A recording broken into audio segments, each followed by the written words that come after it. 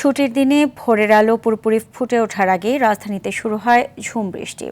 হঠাৎ এমন মুষলধারে বৃষ্টিতে কিছুটা স্বস্তি মিললেও সকালে ঘর থেকে বের হওয়া মানুষকে পড়তে হয়েছে চরম ভোগান্তিতে। বৃষ্টির ফলে রাজধানীর অনেক প্রধান সড়ক, অলিগলি ও নিম্নাঞ্চলে পানি জমে জলাবদ্ধতার সৃষ্টি হয়েছে। ফলে সড়কে যান চলাচল ধীর হয়ে পড়ে এবং সাধারণ যাত্রীরা গন্তব্যে পৌঁছাতে চরম দুর্ভোগে পড়েন। এদিকে আবহাওয়া অফিস বলছে, মৌসুমী বায়ুর প্রভাবে এই বৃষ্টি আরও কয়েকদিন অব্যাহত থাকবে।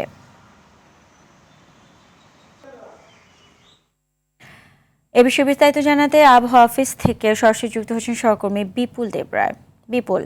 বিপুল, আবহাওয়া নিয়ে কি বলছে আবহাওয়া অফিস থেকে, আমাদেরকে বিস্তারিত জানাবেন।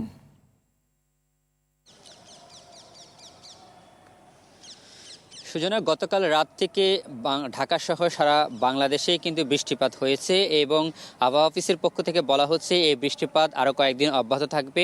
আমি যেখানে আছি সেখানকার ওয়েদার অর্থাৎ আবহাওয়ার যে পরিস্থিতি আমরা দেখতে পাচ্ছি, এখন রাজধানীর অধিকাংশ এলাকায় গুড়ি গুড়ি বৃষ্টি শুরু হয়েছে ইতিমধ্যে এবং আবহাওয়া অফিস থেকে জানিয়েছে দুপুর 1টা নাগাদ থেকে ঢাকা সহ প্রায় 17টি জেলায় ভারী বৃষ্টিপাত হবে এবং সেক্ষেত্রে আবহাওয়ার যে দমকা হওয়ার যে বিষয়টি সেটিও তারা জানিয়েছেন। তারা বলছেন যে আসলে দুপুর নাগাদ পথ থেকে প্রায় 45 থেকে প্রায় 70 কিলোমিটার বেগে ঝড়ো হাওয়া থাকতে পারে এবং সেটি রাজধানী সহ 17টি জেলায় এটি অব্যাহত থাকবে এবং তারা জানিয়েছেন যে নোয়াখালী, রংপুর, পাবনা এবং চট্টগ্রাম সহ বেশ কয়েকটি জেলার উপর দিয়ে এই ঝড়ো হাওয়াটি বয়ে যাবে এবং সেই সাথে তারা জানিয়েছেন যে আসলে বৃষ্টিপাতের পাশাপাশি বজ্রপাতের যে বিষয়টি সেটি থাকবে, অর্থাৎ অনেক বজ্রপাত হওয়ার সম্ভাবনা রয়েছে বলে তারা আমাদের কেমনটা জানিয়েছেন।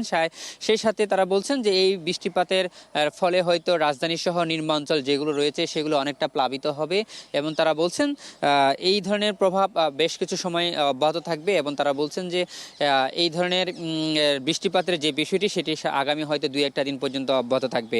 সেই সাথে আপনাকে জানিয়ে যাই যে রাজধানীর যে পরিস্থিতি সেটি হচ্ছে আবহাওয়ার কারণে যে বৃষ্টিপাত হয়েছে, আমরা দেখেছি বেশ কয়েকটি এলাকায় কিন্তু পানি উঠে গেছে এবং সেখানে জলাবদ্ধতার সৃষ্টি হয়েছে।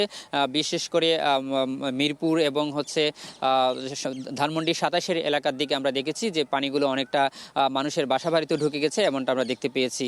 তো সার্বিক পরিস্থিতি অর্থাৎ বৃষ্টি আরও বাড়বে। দুপুর নাগাদের পর থেকে রাজধানী সহ অন্যান্য জায়গায় বৃষ্টিপাতের যে পূর্বাভাস দিয়েছেন সেটা বলা হচ্ছে যে অনেক বৃষ্টিপাত হবে এবং এই বৃষ্টিপাতে হয়তো নিম্নাঞ্চল যেগুলো হচ্ছে সেগুলো প্লাবিত হওয়ার সম্ভাবনা রয়েছে, এমনটা আমাদেরকে জানিয়েছেন আবহাওয়া অফিস থেকে। তো সুজানা, এই ছিল সর্বশেষ তথ্য।